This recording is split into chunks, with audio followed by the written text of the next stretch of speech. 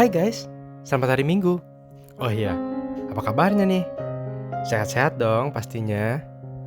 Masih di kelas Madya. Hari ini kita belajar Alkitab lagi yuk.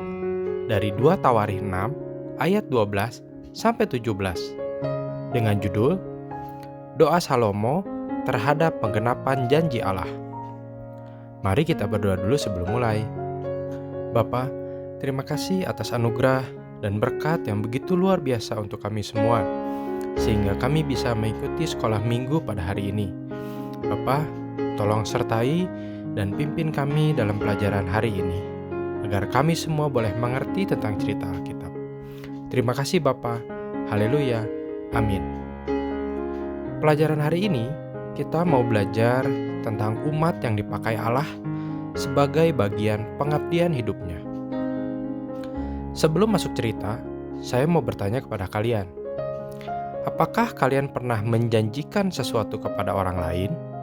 Atau kalian pernah dijanjikan sesuatu oleh orang lain?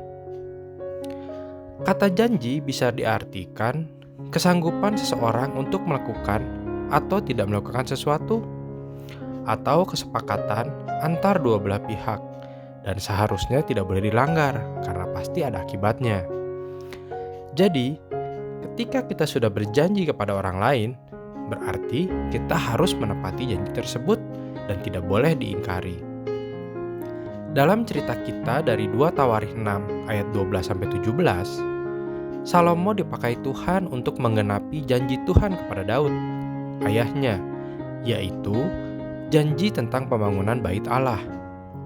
Bagi Salomo, Allah sendiri yang telah membangun baitnya. Karena itu, Salomo memberikan kesaksian dan memuji Tuhan karena ia melihat bahwa selesainya pembangunan bait suci merupakan wujud pemenuhan janji Tuhan. Dari doa Salomo ini, kita bisa melihat bagaimana ia mendapat berkat dari Allah, karena ia mengabdikan hidupnya kepada Allah dengan segenap hati dalam membangun rumah Tuhan. Salomo berpegang pada janji Tuhan sampai ia melihat bagaimana Tuhan menggenapi janjinya.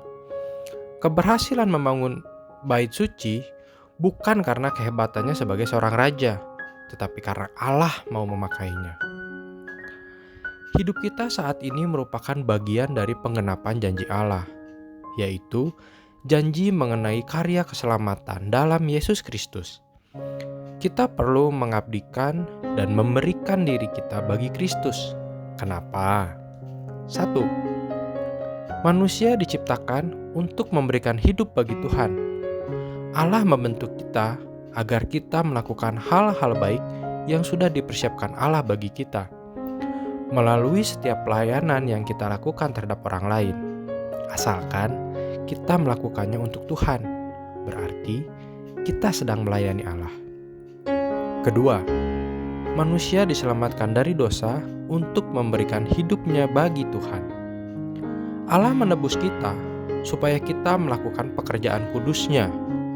Kita melakukan semua itu bukan karena rasa bersalah, atau ketakutan, atau kewajiban, tapi karena ada sukacita dan ucapan syukur atas apa yang telah Allah perbuat bagi kita. Kita berutang nyawa kepada Allah, sehingga melalui keselamatan, masa lalu kita telah diampuni. Masa kini kita diberi makna, dan masa depan kita dijamin. Yang ketiga, manusia dipanggil untuk memberikan hidupnya bagi Tuhan. Kita, sebagai orang percaya, telah menerima keselamatan dari Allah. Artinya, ketika kita mau menerima keselamatan di dalam Kristus, di saat yang sama kita juga mau menjawab panggilan Tuhan untuk hidup bagi Dia. Jadi, dari pelajaran hari ini, kita belajar mempercayai janji Tuhan dan meyakini bahwa Tuhan tidak ingkar janji. Hal itu adalah sikap yang perlu kita pelihara sebagai seorang pengikut Kristus.